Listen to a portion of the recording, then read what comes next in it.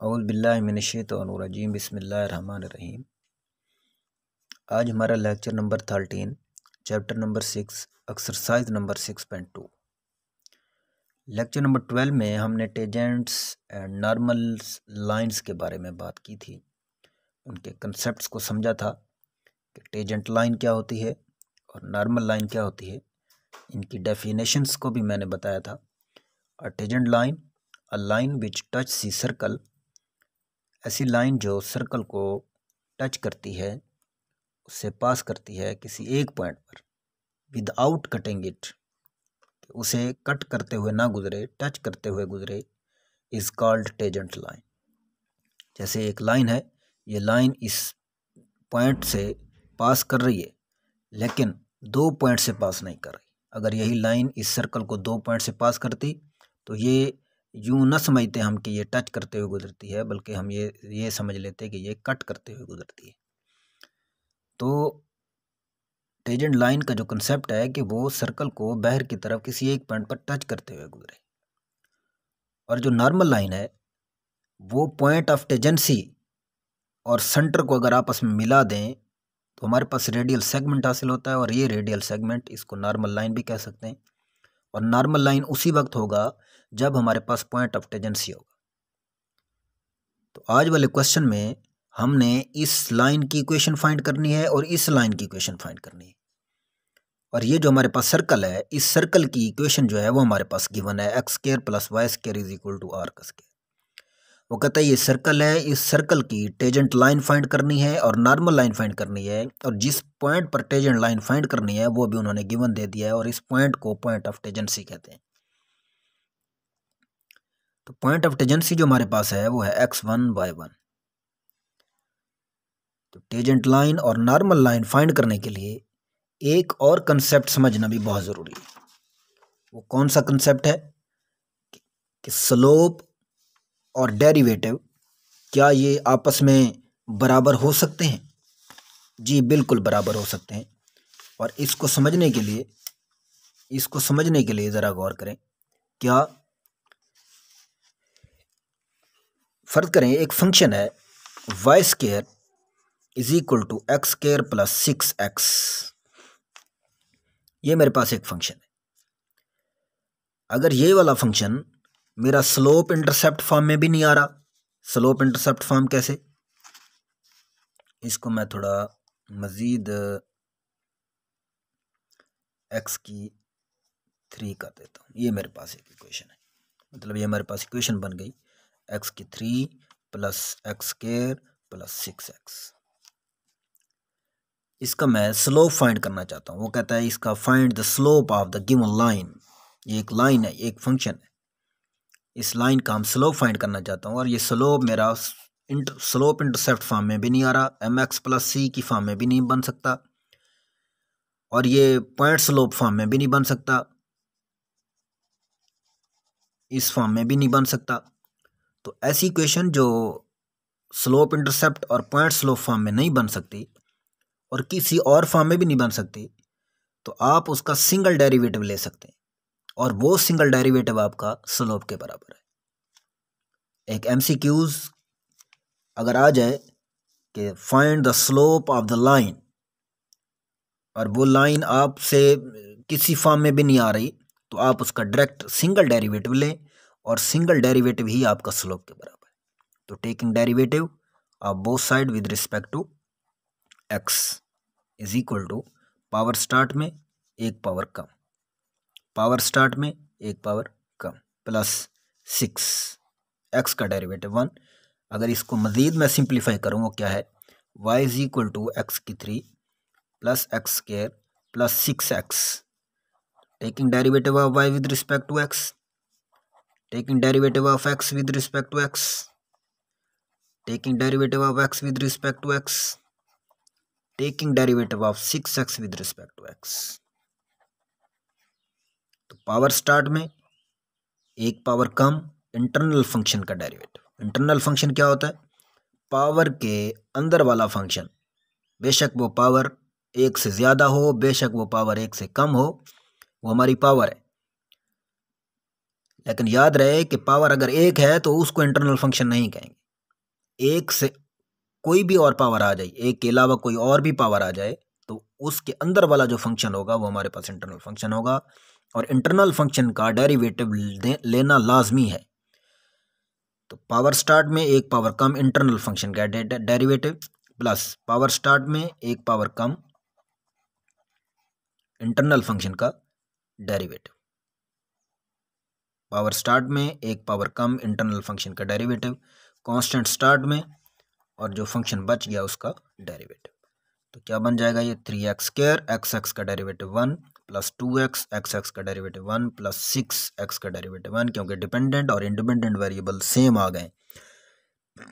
जब derivative same हो तो ये हमारे पास क्या बनता है, उसका डेरिवेटिव 1 के बराबर आ जाता है। तो ये वाला जो डेरिवेटिव है, derivative y with respect to x, ये मेरे पास सिंगल डेरिवेटिव है। तो सिंगल डेरिवेटिव जो है ये मेरा स्लोप के बराबर भी हो सकता है, हो सकता नहीं है बल्कि है, इसको आप स्लोप भी कह सकते हैं।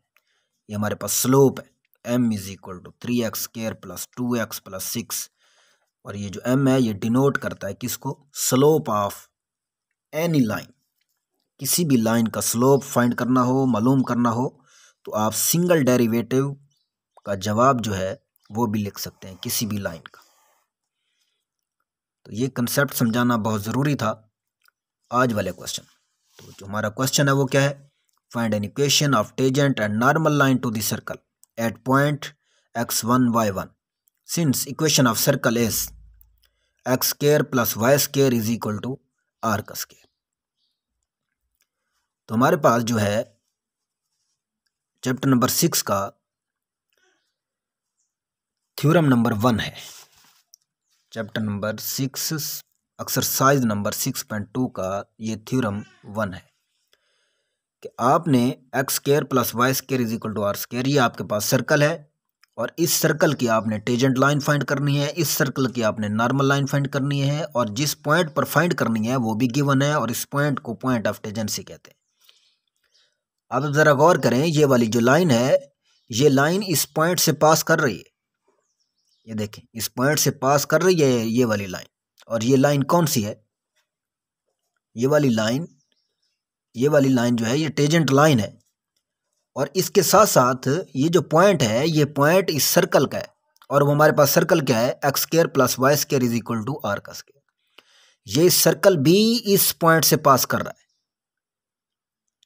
तो मैं यूं कह सकता हूं कि अगर ये वाला पॉइंट इस सर्कल में से पास करता है तो ये वाली मेरी जो गिवन इक्वेशन है ए, ये यूं आ सकती है x² plus y² is equal to r²। अब ये सर्कल इस पॉइंट से पास कर रहा है, और वो पॉइंट कौन सा है, x1 y1। तो आप इसको यूं लिख सकते हैं x1² plus y1² is equal to r²। ये आपके पास कौन सी इक्वेशन आ गई, इक्वेशन नंबर 1। तो अब हमने टेंजेंट लाइन फाइंड करनी है।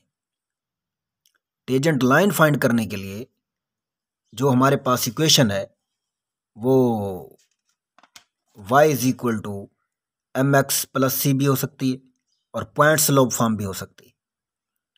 लेकिन अब स्लोप इंटरसेप्ट फॉर्म में तो ये हमारे पास स्लोप इंटरसेप्ट फॉर्म है, y is equal to mx plus c. इसमें जस्ट स्लोप है और इंटरसेप्ट है। चले हम स्लोप तो फाइंड कर लेंगे, लेकिन इस पॉइंट का क्या करेंगे। ये हमारे पास जो पॉइंट है, ये वाला पॉइंट हमारे पास किस फॉर्म से मिलता है, पॉइंट स्लोप फॉर्म से मिलता है। y minus y1 is equal to m into x minus x1। ये हमारे पास पॉइंट y1 x1, और ये हमारे पास स्लोप पॉइंट स्लोप फॉर्म। ये वाली इक्वेशन जो है ये पॉइंट स्लोप फॉर्म है। तो ये हमारे पास जो इक्वेशन पॉइंट स्लोप फॉर्म वाली है, इस पॉइंट स्लोप वाली इक्वेशन को हम लेकर आगे चलेंगे, जिसमें हमें स्लोप भी दरकार है और जिसमें हमें पॉइंट भी दरकार है। तो स्लोप फाइंड करने के लिए आप इस इक्वेशन का डेरिवेटिव लेंगे, क्योंकि ये इक्वेशन ना तो स्लोप इंटरसेप्ट फॉर्म में आ रही है और ना ही आपकी ये पॉइंट स्लोप फॉर्म में आ रही है। तो इसका डेरिवेटिव लेने के लिए आप इक्वेशन नंबर ए ले लेंगे। इक्वेशन नंबर ए बिकम्स क्या है जी आपकी, x square plus y square is equal to r का स्क्वायर। तो taking derivative to both side with respect to x, एक्स का square, taking derivative to both side with respect to x square. Both side का मतलब ये जितनी भी terms हैं आपने उनका डेरिवेटिव एक्स के लिहाज से ले लेना है। लेकिन याद रहे जो डेरिवेटिव आप जिस लिहाज से ले रहे हैं, taking derivative of y with respect to x, y और एक्स के अलावा जो भी आपको वेरिएबल या कांस्टेंट मिलता है वो सारे के सारे कांस्टेंट हो। आर आपका वेरिएबल है लेकिन ये वाई और एक्स में नहीं आ रहा तो ये आपका कांस्टेंट है। इस इक्वेशन की बात कर रहा हूं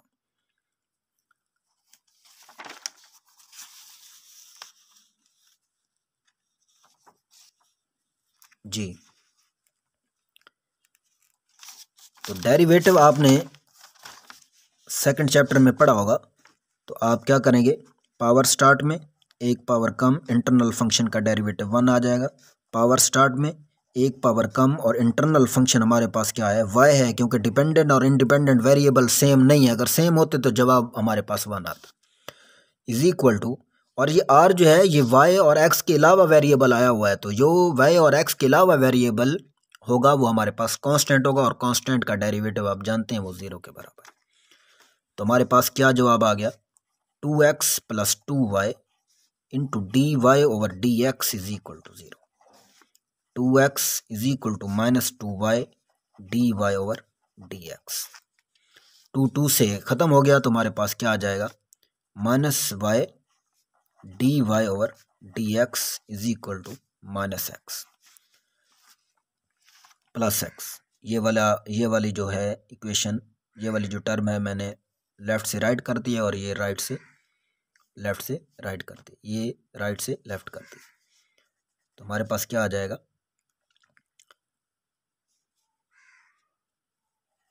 D y over d x is equal to x over y. ये मेरे पास एक इक्वेशन बन गई जो मैंने डेरिवेटिव लेने के बाद बनाई है, derivative of y with respect to x. लेकिन ये जो डेरिवेटिव हमने लिया है वो इक्वेशन ऑफ सर्कल का लिया है, और इक्वेशन ऑफ सर्कल पॉइंट से भी पास करती है। ये जो मैंने डेरिवेटिव लिया है, ये वाला जो मेरे पास आंसर आया है, ये वाला आंसर इक्वेशन ऑफ सर्कल का है। इक्वेशन ऑफ सर्कल पॉइंट से भी पास करती है, तो जो पॉइंट से पास करती है इसका मतलब है डेरिवेटिव, सिंगल डेरिवेटिव जो है वो एट पॉइंट पे भी लेंगे, और पॉइंट हमारे पास कौन सा है, x1 y1, और ये टेजेंसी पॉइंट है, इज इक्वल टू, तो हमारे पास क्या आंसर आ जाएगा, x1 ओवर y1, और ये सिंगल डेरिवेटिव है, और सिंगल डेरिवेटिव आपका किसके बराबर होता है, स्लोप के बराबर होता है। तो हमारे पास स्लोप आ चुका है, हमारे पास स्लोप क्या आ गया, m is equal to minus x1 over y1। तो अब हम जानते हैं कि जो हमारे पास पॉइंट स्लोप फॉर्म है वो क्या है, वी नो दैट, हम जानते हैं हमारे पास पॉइंट स्लोप क्या है, y minus y1 is equal to m into x minus x1।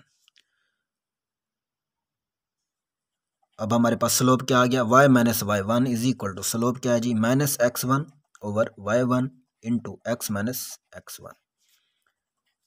ज़रब दे दें इसको, y माइनस y1 मल्टीप्लिकेशन करवा दें, minus x1 into x minus x1, y into y1 minus y1 का square is equal to minus x1 minus minus plus x1 का square.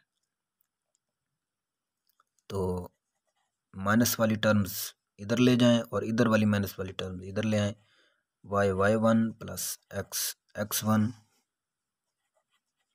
Is equal to x1 का square plus y1 का square.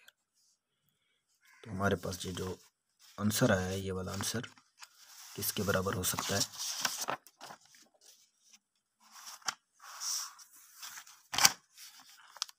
ये वाला answer आपका x1 plus y1 is equal to, ये वाली जो चीज़ है ये वाली आपकी आर स्क्वायर के बराबर है, क्योंकि हमने जब पॉइंट पास करवाया था उससे, तो हमारे पास क्या आया था, x1 का स्क्वायर y1 का square is equal to r का स्क्वायर।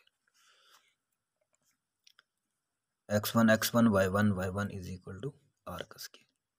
तो ये हमारे पास टेजेंट लाइन है, ये वाली लाइन जो हमारे पास क्या है, tangent line, required tangent line. So the tangent line is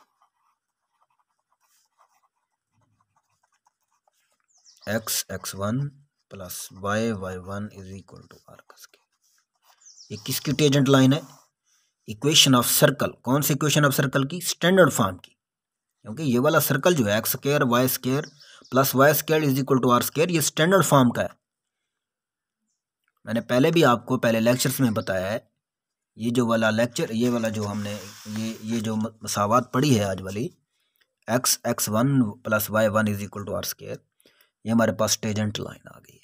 ये टेजेंट लाइन किस इक्वेशन ऑफ सर्कल की है? ये टेजेंट लाइन इस इक्वेशन ऑफ सर्कल की है, और ये इक्वेशन ऑफ सर्कल क्या कहलाता है? Standard form. तो ये जहाँ भी स्टैंडर्ड फॉर्म आ गया और वो कहता है कि स्टैंडर्ड फॉर्म की टेजेंट लाइन फाइंड करो, मतलब इस फॉर्मेट में आपका क्वेश्चन आ जाता है, इस फॉर्मेट में तो इस फॉर्मेट में अगर आपका क्वेश्चन आ जाता है और वो कहता है कि टेजेंट लाइन फाइंड करो, तो आपने ये वाला फार्मूला अप्लाई करवाना है, डायरेक्ट अप्लाई करवाना है, x1 plus y1 is equal to r का स्क्वायर। तो ये जो हमारे पास फॉर्म है ये स्टैंडर्ड फॉर्म की है, equation of circle standard form है। ये भी स्टैंडर्ड फॉर्म है, x माइनस h का square plus y minus k का square is equal to r का स्क्वायर। ये भी स्टैंडर्ड फॉर्म, ये भी स्टैंडर्ड फॉर्म। फर्क क्या है? ये ओरिजिन पर लाई नहीं कर रही और ये ओरिजिनल पर लाई करती, लेकिन स्टैंडर्ड फॉर्म ये भी है, स्टैंडर्ड फॉर्म ये भी है। तो इन दोनों में से जो भी फॉर्मेट हमारे पास आ जाता है और उसकी हमने equation of tangent line find करनी है, तो आप ये वाला फार्मूला लगाएंगे। अब हम नॉर्मल लाइन फाइंड करते हैं। What is a normal line? तो हम जानते हैं कि नॉर्मल लाइन और टेजेंट लाइन आपस में क्या होते हैं? परपेंडिकुलर होते हैं।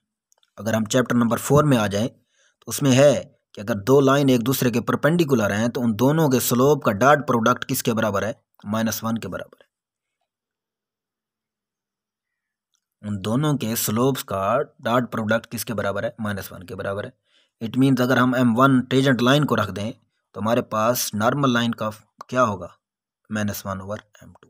तो ये हमारे पास स्लोप होगा नॉर्मल लाइन, क्योंकि हमारे पास स्लोप जो है टेजेंट लाइन का वो क्या है? -x1/y1।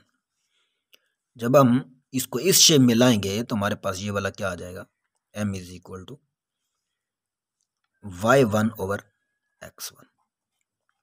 अगर मैं कहता हूं m1 है स्लोप ऑफ टेजेंट लाइन, तो m2 क्या बन जाएगा हमारे पास? Slope of normal line. उलट बन जाएगा, ये मैं गलत लिख गया, इधर 2 आएगा, इधर 1 आएगा।